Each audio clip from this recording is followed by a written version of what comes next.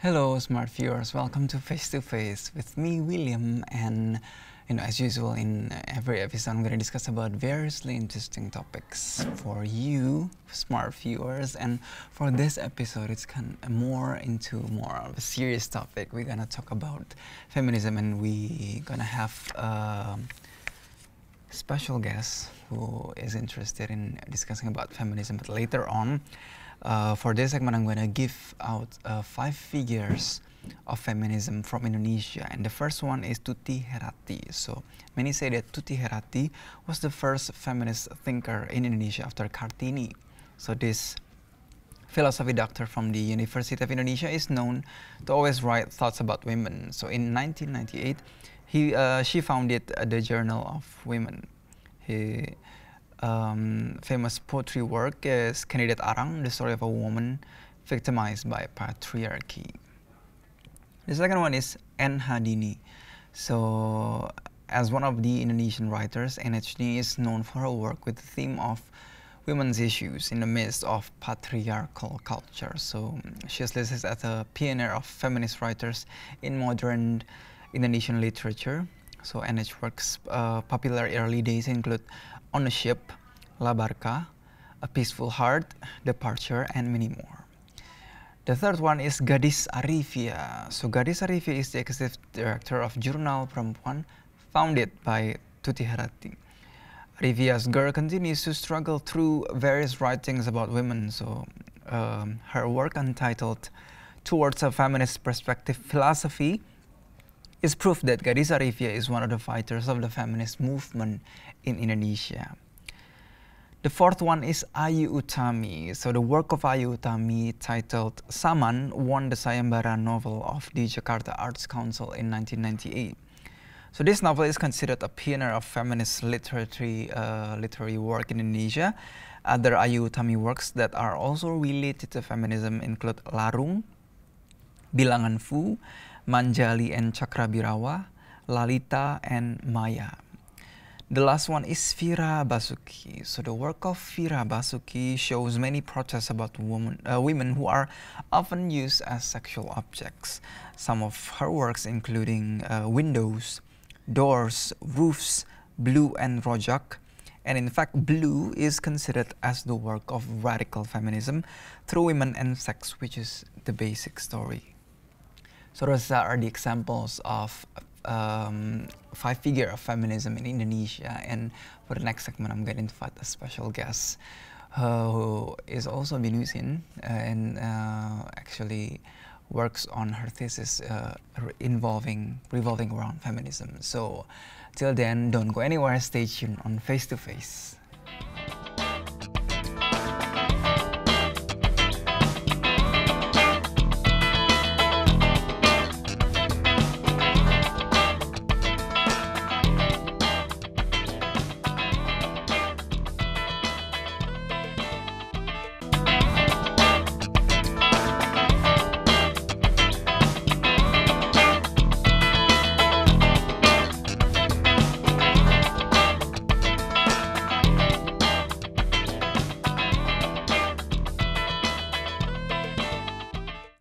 Smart viewers, welcome back to Face with me, William.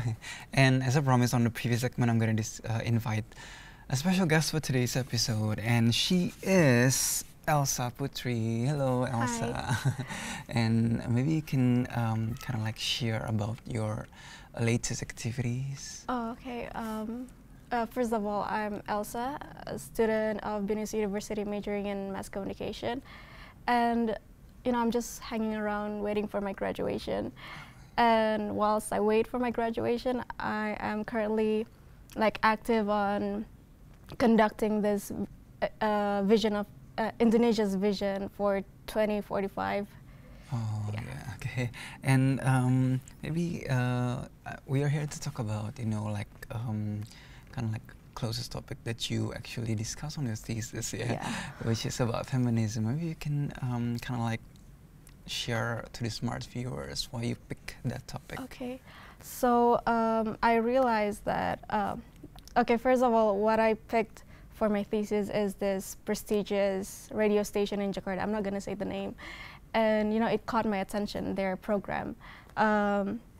Basically what they do is they invite female guest stars, and they talk about their sexuality and make fun of it, and just they say that they are actually giving the platform for this women to express their sexuality and to normalize it, when in fact when you have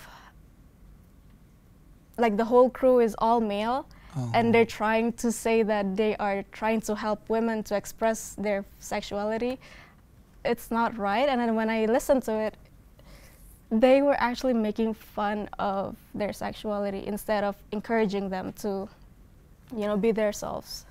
Oh, so it's you can kind of like see the discrepancies between like what they say, why they do that. Yeah, it's contradicting to the situation. Yeah.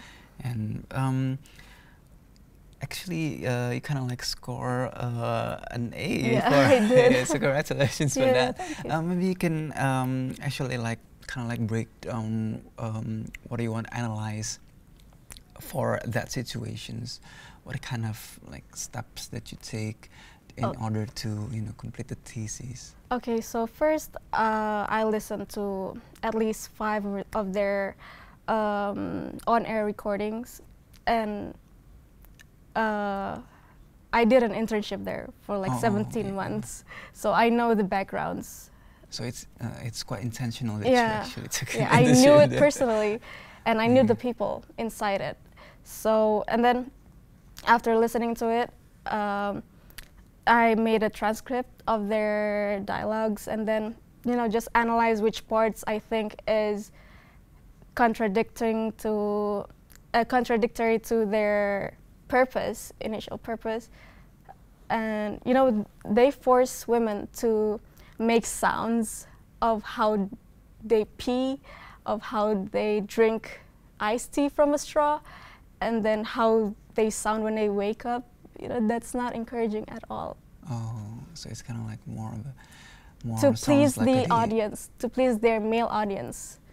And the announcer himself is a male, and like they enjoy it instead of like, oh yeah, you can express yourself here, be free. No, it's not that at all. So it's kind of like it's contradicting to it's like it's surrounded by males, but it kind of in a way it's degrading. Like you don't ask for a white person to talk about black people. You go to a black person to explain about how it's like to live as a black person in a daily basis. You don't ask to a white person for that, right? Yeah, you get what I mean, right? It's like that. Yeah, you don't go ask for a male to explain what it's like to be a female. And how do you see feminism personally? Like, like how about the awareness of feminism here in Indonesia, because it's more on a patriarchy side, Oh yeah. I think people mistaken feminism as like man-hating, and we are just a bunch of angry women. And there's a lot of categories in feminism. It's not just feminism. There's first wave, second wave, third wave, and now we're in the fourth wave. There's radical feminism, there's liberal feminism, there's anarchism feminism, and so on and so forth. And it depends on which category you relate to the most. For me personally, I relate to liberal feminism, because in liberal feminism you are actually fighting for personhood. There's no manhood, there's no womanhood, there's personhood. And in Indonesia, I think people are too lazy to read, which is a fact, because our literacy rate is kind of like the second lowest in 61 nations, which is weird because we have like hundreds of populations. Like we're like the 4th most populated country in the world. Am I wrong? Yeah, I think so that's so weird. So like, yeah. So in order to be educated, you have to learn about the basic concept of like feminism. Like how about like for example, we all know that women had already gained rights since like long time ago. Like a long time women don't vote, or don't have a chance to get the education. What do you think about what is the current issue that emerged lately? I wouldn't say that all women have the rights to vote everywhere, because there are several countries that still fight for it. But as for Indonesia, I think, and for like the other countries that are lucky enough to have these rights for women, I think we're basically just trying to fight for going against sexual harassment. I can't walk in the street at night knowing that I'm safe without being catcalled, or going to a room full of males without being scared. And the fourth wave of feminism actually revolves around social media. And everything on the internet, you find a lot of things that are so negative. It's so easy to find negative things on the internet, especially towards women or people of color, or LGBT community and stuff. So we're actually fighting on that. In a way, it's kind of like we want to be free. We want our freedom. We want to express ourselves. There was this one time where I made like a campaign, just like the two of us, me and my friend.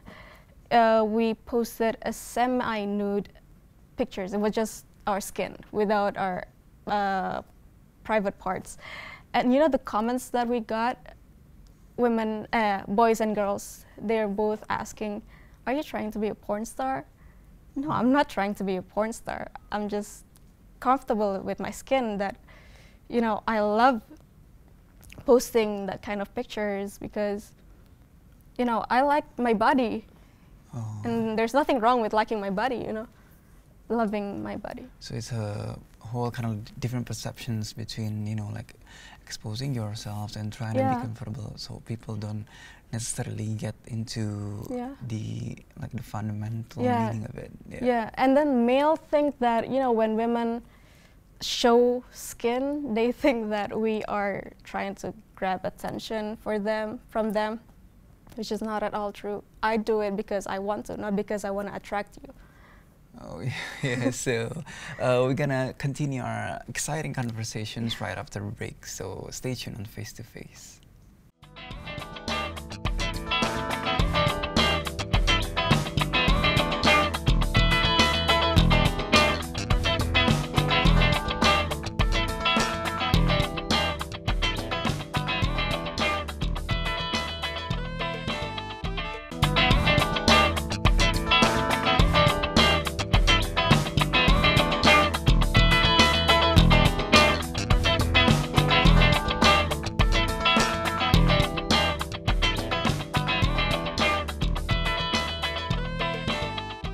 Hello, smart viewers. Welcome back to Face with me, still William, and I'm here with my special guest for today's episode, Elsa, and we're gonna play just a little true or false segment here, just to kind of heat things up a bit. Sure. So I have these several statements that you can kind of respond to it. Is it true or false? So the first statement is that feminists hate men. Is it true or false? No, it's false. Why? At least to my perspective of feminism. Because we fight for men too. We fight for equality, which means equality for men and women, not just women. So it's more focusing on equality. Yeah. So the second statement is that feminists don't shave. No, I shave for cleanliness. There's a lot of germs if you don't shave, so I shave for myself. Okay, and the third one is feminists have to be female. Is it true or false? False, because I have a lot of male friends that are actually feminist, genuine feminist. And this next one is feminists are against marriage. Is it true or false? False. Maybe because, you can tell the reasons. That's the problem between feminists also, between each other. There's pro-life and pro-choice. Generally, feminists are pro-choice. So just do whatever you want, you know, that's why feminists are here, to make you do whatever you want, you know. Oh, yeah. It doesn't have to be constructed to do like a social norm. Yeah, like, yeah.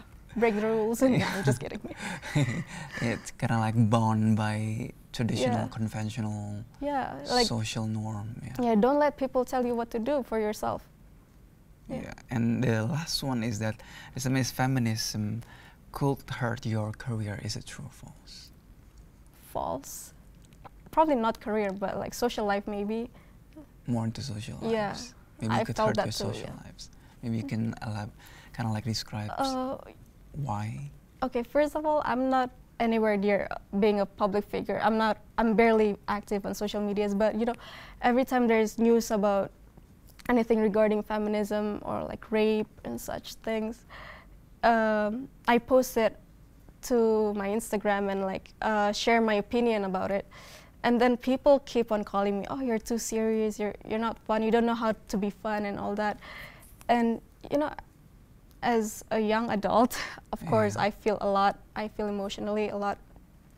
It's hard to take in negative comments. So sometimes I just shut it down and like wait for 2 weeks to get over it. Yeah, it affects that. And it's also relating to the feminism, you know, like you gotta have kind of like rights to share your opinions. People have opinions, and it doesn't have to be, you know, like female also have opinions. Yeah, like I am entitled to my opinions. Yeah, and we're gonna continue our discussion. Later on, you say, you know, like you mentioned about, you know, pro-life and pro-choice, and it's also a conflict inside of feminism, feminist activism. Maybe you can share about that. Okay. So feminists have this problem within ourselves between pro-life and pro-choice, which is pro-choice is you let people do whatever they want, pro-choice. And then pro-life is actually this feminists who are against abortion. And then my question is, why are you even a feminist if you're against abortion, if you're telling women what to do with their bodies? You know, they're like, abortion is murder, it's not giving a chance for this baby. You know, if you're so concerned about childbirth, what about child-fed, child education, child housed, or like the mother herself? Do you ever think about them? They are real life, not these unborn babies. And like, what about in cases that she got pregnant because of rape? Or she is financially unstable, or she is not mature enough physically or emotionally? They need to make choices for themselves. That's why we need to legalize it, so like they have adequate facilities for doing the right procedures for abortions instead of doing the wrong way, which is harmful and dangerous, and sometimes it can kill these women. So it's kind of like, you know, like there are a lot of factors that you need to consider in terms of, you know, like choosing between pro-life or pro-choice, because in, you know, like it's not just about the baby itself. You know, the baby, and you know, feminism is all about encouraging. Pro-choice is like, if you want to get an abortion, go ahead. If you don't want to, no problem. And then pro-life is like, you can't get an abortion, you have to keep the baby. Which one is more encouraging to you? Yeah, it's about the pro-choice. Yeah, it's about there are a lot of factors, you know, like what about the health? What about you know, like what about the future? Financial stuff. Yeah. So maybe it's because it's kind of like bound by traditional, conventional norms. And religious views. Yeah, and it's also religious views. I'm not gonna go there. Because it's very quite personal, you know, sensitive. And you know, like we can like share your opinions. Do you like inspired by someone, you know, in terms of having, you know, different views about, you know, feminism or about, you know, society? Maybe you can share about that. Well, as someone who follows the pop culture a lot, of course Beyonce. And there's this girl Malala, like I mentioned before. Malala, she's in my age, and you know, I feel her going to school and getting shot for going to school. And a lot of women actually, like movie stars, because I watch movies a lot, so mainly the Hollywood actors. But I've been reading this book from Rosemary Thong. Oh, yeah. And she discusses about feminism liberal. It's called Sexual Thoughts, if you want to read it. It's really good.